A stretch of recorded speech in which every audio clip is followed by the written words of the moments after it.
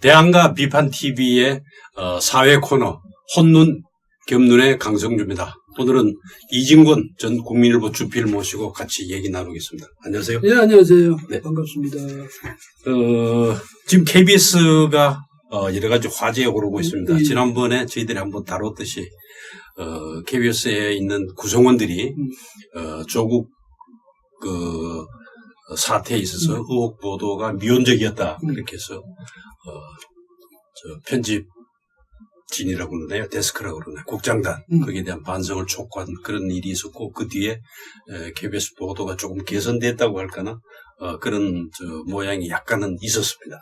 아니, 전에 시사기획창에서는 이제 뭐 그런 일이 있었는데, 그 다음에 보도국장이라는 사람이 조국 보도가 너무 많다고 막 줄이고 이랬다면서요. 그러니까 그것 때문에 또 이제 기자들이 반발하고 나서고 이랬는데, 예. 그래서 편집권 논쟁까지 벌어진답니다. 그런데 보도국장 해보셨잖아요. 그런데 그때 보도국장으로서 네. 이제 이 기자들하고 지금 이렇게 틀어져 있거든요. 네. 왜냐하면 기자들은 보도국장 말로는 너무 전부 조국 일색 아니냐 이랬더니 이 기자들 말로는 아니 이 기사는 그러니까 스트레이트 기사는 상황 따라가야 되는 것 아니냐. 그렇죠. 뭐 이런데 잠깐 설명드릴까요? 그때 KBS 그 기자들이 그런 일이 있었던 거는 라디오 3시 뉴스가 이렇게 5분, 10분 이렇게 뉴스가 나갔는데 그 날짜 그 3시 뉴스에 조국에 관한 뉴스가 너무 많았다고 국장이 질책을 했답니다. 어떻게 그렇게 순서를 짜느냐고. 근데 되게 이제 제가 있던 경험으로 미루어 보면은 라디오 3시 뉴스라고 하는 거는 그렇게 중요도가 높지 않습니다. 잘 알듯이 라디오는 낮 12시 뉴스, 그 다음에 오전 7시, 오후 7시. 이게 말하자면 제일 중요하다고 그럴까요? 그렇게 돼 있고, 신문으로 치면 그게 앞면 혹은 뭐 이렇게 사회면 그런 게 되겠죠. 그리고 나머지 중간에 끼는 시간대에는 그렇게 중요도가 높지 않고, 그 다음에 오후 3시 뉴스는 특히 그렇습니다. 그때는 사실 라디오 청취자가 그렇게 많지 않은 시간인데, 그래서 그 뉴스가 편향이 됐다 안 됐다 하는 거는 사실은 크게 두 가지 측면으로 볼 수 있습니다. 전체 우리나라 한국의 언론 지형이 어떻게 돼 있는가. 가령 지금 많은 사람들이 지상파 텔레비전 혹은 일부 그 케이블 텔레비전까지도 여당 일색이다, 기울어져 있다. 그렇게 하고 일부 보수적인 보도를 하는 신문들이 겨우 균형을 맞춰주고 있다. 이렇게 전체 언론 지형을 평가하는 그런 게 있지 않습니까? 그리고 그 기울어진 것을 조금 보충해 주는 게 유튜브. 가령 이렇게 평가를 하고 있는데, 그 중에서도 가령 KBS 뉴스 같은 경우는 상당히 이제 편향됐다고 지적을 받았고, 그래서 지난번에 저희들이 한번 이 시간에 후배 기자들이 국장단에 대해서 좀 제대로 우리가 의혹 보도를 할 수 있게 해달라라고 요구를 했고 조금 나아졌습니다. 그러다가 조금 전에 이주필이 말씀하신 라디오 뉴스에 대해서 국장이 관여하는. 제가 보기에는 그 1시간, 그러니까 하루에 뉴스가 24시간 아닙니까? 심야에는 쉰다고 그래도 거기에 있는 1시간 그거 하나만 가지고 뉴스가 편향됐다 말았다고 국장이 이렇게 얘기하는 거는 지나친 면이 있다고 저는 그렇게 봅니다. 근데 이제 물론 국장으로서도 또 이제 기자들한테 지시도 할 수 있는 거고 또 의견도 이야기할 수 있는 거고 이렇게 하는데 너무 극단적으로 말이지 지금 이렇게 조국 쪽으로 쏠려 있는 거 아니냐 이렇게 국장이 미리 그렇게 극단적이다든지 이런 식으로 표현을 해버리면 너무 그쪽에 치우쳤다 이렇게 표현해버리면 그거는 기자들이 취재 활동하고 보도 활동하는데 상당히 굉장히 제약이 되죠. 제약이 되죠. 스스로 자기 검열을 하게 되니까. 오늘 강 대표님이 오늘 이제 오늘의 이슈 이제까지는 이제 우리가 겹도 이야기했죠. 오늘 이슈는 뭐라 하시겠습니까? 저는 그 KBS 말씀을 하셨는데 KBS에서 지금 현안이 되고 있는 게 고위직급자가 너무 많다. 들어보셨죠? 들었죠. 1억이 넘는 사람들, 억대 연봉 받는 사람들, 이런 얘기를. 그렇습니다. 억대 연봉을 받는 구성원이 전체 반을 넘었다 하는 그런 얘기거든요. 이게 사실 저희들도 봉구생활자를 해봤고 또 전국에는 봉구생활자가 몇 명인지 아세요? 잘 모르겠어요. 국세청 통계로는 1,500만 명이 넘습니다. 굉장히 많은 사람이 말하자면 급여를 받아가지고 이렇게 생활을 하는데 그 급여 생활자들의 사실은 꿈이 예. 억대가 그렇죠. 넘는 연봉을 받는 게 사실은 꿈입니다. 그렇지 않겠어요? 예. 그 급여 생활자 그 한국경제연구원이 조사한 걸 보면은 급여 생활자 1,544만 명의 급여 생활자의 그 평균 연봉이 3,634만 원입니다. 예. 좀, 그러면 좀 얼마되는 그러니까 3,634만 원. 네네. 예. 그러면 억대라 그러면은 이거 3배 정도 되는 거죠. 전체 근로자 평균 연봉의 3배 정도를 받는 사람이 KBS 구성원 중에서 많이 넘는다. 그렇게 돼서 이 KBS가 말하자면은 공사로서 감사를 받습니다. 예. 그래갖고 벌써 몇 차례 그 감사원으로부터 지적을 받았습니다. 예. 고위직급자가 너무 많으니까.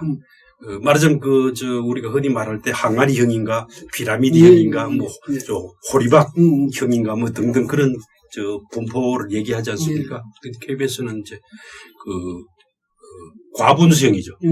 고위직급자가 많고 밑이 이렇게 이렇게 작아지는 그런 형인데 그런 거는 물론 이제 KBS가 오래됐고 또 그 연봉 서열형으로 이렇게 시간이 가면은 별 큰 그게 없으면은 그대로 직급도 올라가고 급여도 올라가는 그런 형태로 돼 있고 또 강력한 노조 활동이 있어 지금 아까 처음에 말씀드렸듯이 노조가 3개가 있습니다. 그중에 민주노총 소속도 있고 그렇지 않은 노조도 있는데 그는 노조 활동도 강력하고 그래서 급여를 깎거나 올리지 않고 가는 그런 경영진으로서는 취하기가 굉장히 어렵죠.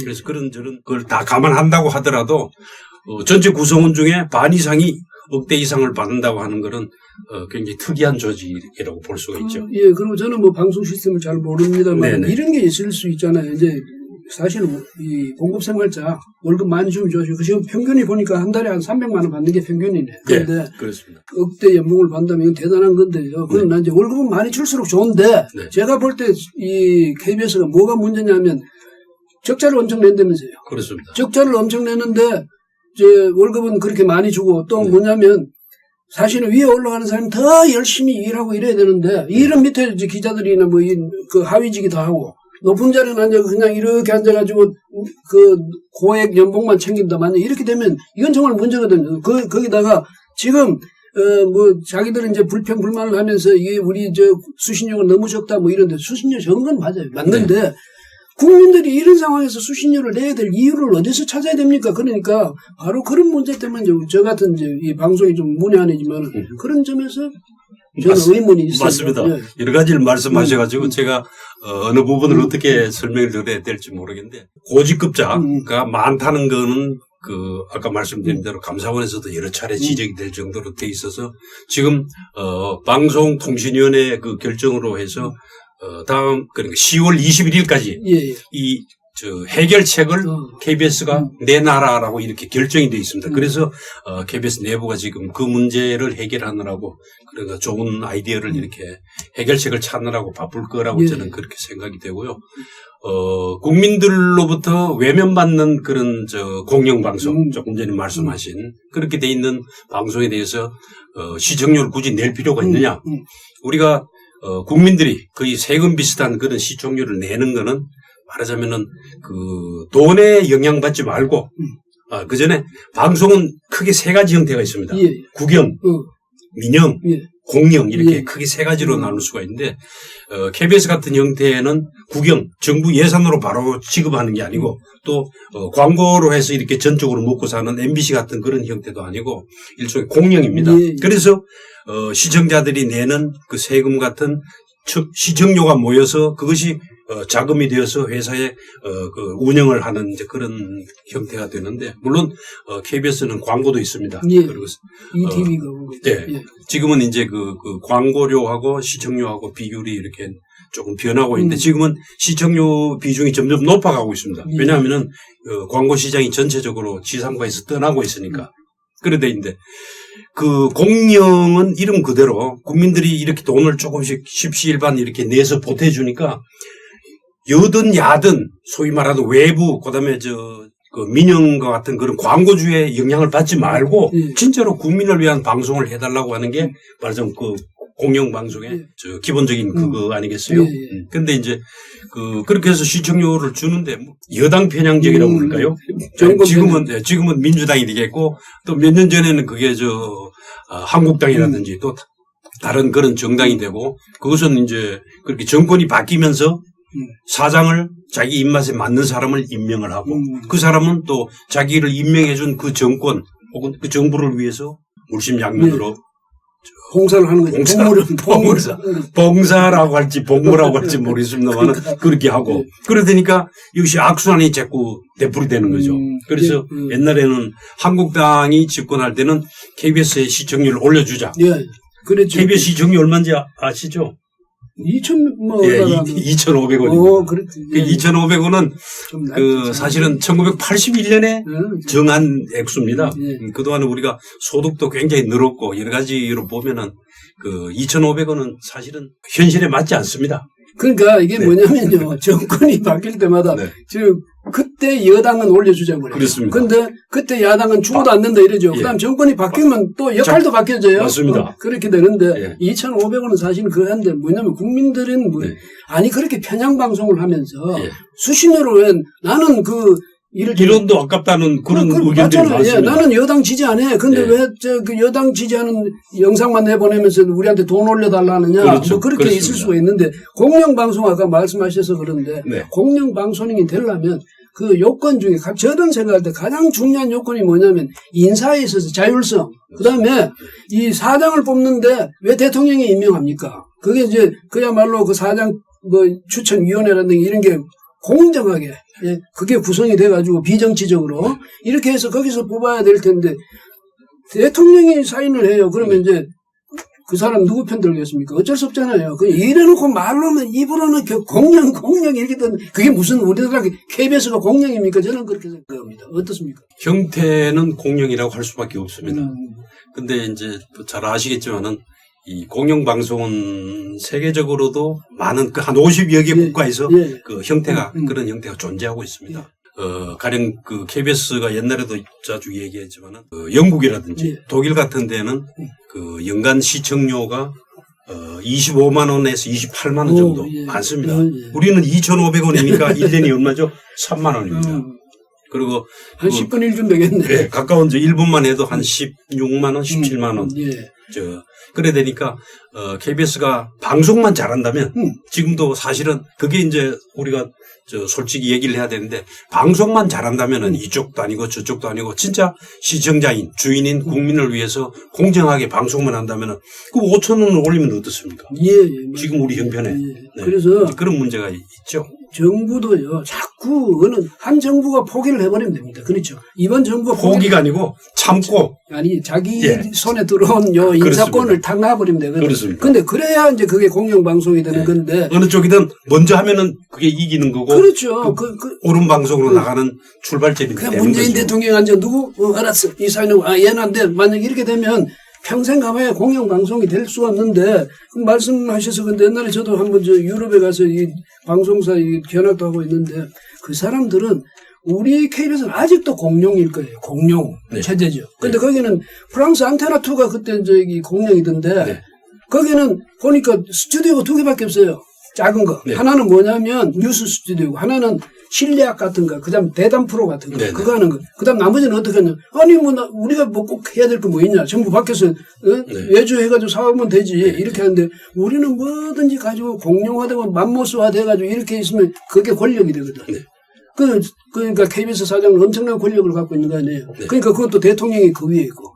그래서 제가 생각할 때는 공룡의 길은 멀고도 멀다 이런 생각이 드는데 저는 잘 모르니까 우리 강 대표님께서 앞으로 이 방송이 적어도 요런 점만 개선하면 이제 우리가 그래도 좀 봐줄만 하다. 이런 기준이 어디쯤 될지 저한테 좀 가르쳐주는 일반인들 좀 가르쳐주는 셈으로 한 말씀 해주시죠.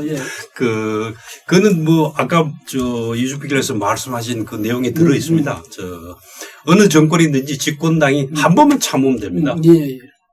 그렇겠죠. 저는 많은 사람들이 지난번 민주당이 집권했을 때 이제 한 2년 조금 전입니다만은 설마 저 사람들은 임기가 남은 그 당시 이제 재직하는 사장을 임기 도중에 내보내진 않을 거다. 그런 기대를 가졌었다고 합니다. 근데 혹시나 했더니 역시나라고 그런 그 한간의 말처럼 그것도 되지 않았고, KBS, 참 MBC 같은 경우는 지금 신문에 가끔 납니다만은 전에 임명된 그 지방에 MBC는 10여 개의 지방 MBC가 있는데 거기에 주식을 서울 MBC가 갖고 있습니다. 서울 MBC의 주식은 방송문화진흥회에서 70%를 갖고 있기 때문에 거기에 대주주가 되는 거고, 지방에 있는 10여 개 그 지방 MBC는 서울 MBC가 대주주입니다. 그렇게 해서 서울 MBC의 대표, 즉 사장이 계열사 사장을 이렇게 임면할 수 있다고 이렇게 돼 있는데, 정권이 바뀌면서 임기가 1년 혹은 2년 이렇게 남은 사장들을 다 내보냈습니다. 그건 경영이 어떻고 이런저런 말을 했지만은 최근 재판에서 다 드러나고 있습니다.